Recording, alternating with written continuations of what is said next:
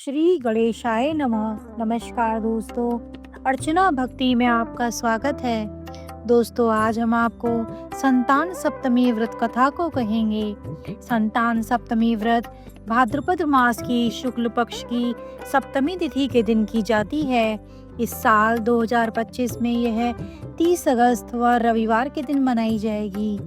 हिंदू मान्यताओं के अनुसार संतान सप्तमी व्रत करने से जातक को उत्तम संतान की प्राप्ति होती है तथा जिस जातक के पहले ही संतान है तो इस संतान सप्तमी व्रत करने से उसकी संतान की अच्छे स्वास्थ्य और लंबी आयु होती है तथा संतान सप्तमी व्रत को करके जातक के जीवन में सुख और सौभाग्य में वृद्धि होती है। हिंदू धर्म ग्रंथों के अनुसार एक बार भगवान श्री कृष्ण ने युधिष्ठिर को संतान सप्तमी व्रत की कथा सुनाते हुए कहा कि यह व्रत योग्य संतान प्रदान करने वाला, उसकी रक्षा करने वाला और उसके दुखों का नाश करने वाला है। ऋषि लोमेश ने इस व्रत के विधान को माँ देवकी को बताया था। भगवान श्री कृष्ण ने युधिष्ठिर को संतान सप्तमी की व्रत कथा को सुनाते हुए कहा कि हे धर्मराज, मैं आपको संतान सप्तमी के व्रत की कथा सुनाता हूँ। आप ध्यान से सुनिए। बहुत समय पहले अयोध्या नगरी में राजा नहुष का राज था और वह बहुत ही प्रतापी और न्यायप्रिय राजा था। उनकी रानी चंद्रमुखी बहुत ही सुंदर, सुशील और धर्मपरायण स्त्री थी। उनके राज्य में एक विष्णुदत्त नामक ब्राह्मण अपनी भार्या रूपवती के साथ निवास करता था। रानी चंद्रमुखी और ब्राह्मणी रूपवती में बहुत अनुराग था। वो दोनों काफी समय से एक दूसरे के साथ बिताती थीं। एक दिन वो दोनों सरयू नदी के स्नान करने के लिए गईं। उस दिन संतान सप्तमी थी। उन्होंने देखा कि स्त्रियां वहां पर स्नान करके माता पार्वती को और भगवान शिव की प्रतिमा बनाकर विधि विधान के साथ उनकी पूजा अर्चना कर रही थी। तब उन दोनों ने उन स्त्रियों से उस पूजा अर्चना के विषय में पूछा तो उन स्त्रियों ने कहा कि हे रानी जी, हम सुख और सौभाग्य और संतान देने वाला संतान सप्तमी व्रत कर रही हैं।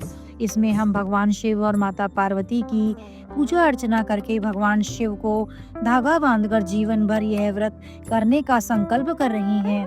इस प्रकार उन स्त्रियों ने उन्हें उस व्रत की विधि के विषय में बताया। उन स्त्रियों से उस संतान देने वाले व्रत के विषय में जानकर उन दोनों ने भी भगवान शिव को धागा बांधकर जीवन भर उस व्रत को करने का संकल्प कर लिया।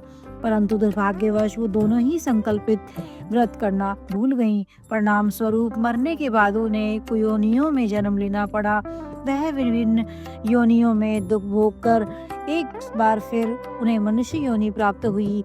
इस जन्म में रानी चंद्रमुखी ने राजकुमारी ईश्वरी के रूप में जन्म लिया और उनका विवाह मथुरा के राजा पृथ्वीनाथ के साथ हुआ और ब्रह्माणी रूपवती ने भूषणा के रूप में एक ब्राह्मण परिवार में जन्म लिया और उसका विवाह मथुरा के राजपुरोहित अग्निमुखी के साथ हुआ।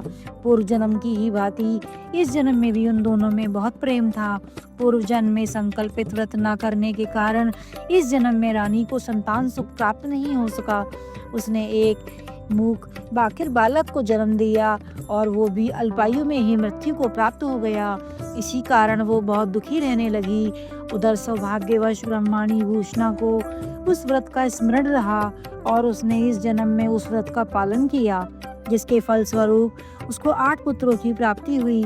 उसके पुत्र स्वस्थ होने के साथ साथ बहुत ही रूपवान और गुणवान थे।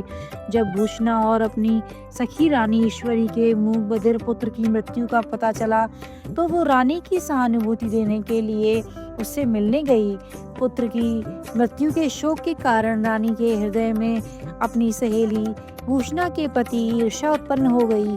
रानी ईश्वरी ने भूषणा के पुत्रों को मारने की इच्छा से उन्हें भोजन के लिए बुलाया और उन्हें भोजन में विष देकर मारने का प्रयास किया, किंतु उस व्रत के प्रभाव से भूषणा के पुत्रों पर उस विष का कोई भी प्रभाव नहीं हुआ।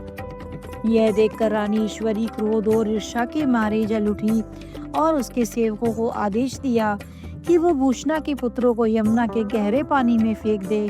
परंतु इस बार भी उस व्रत के प्रभाव से उन बालकों का बाल भी बाका नहीं हुआ और वो सुरक्षित रहे।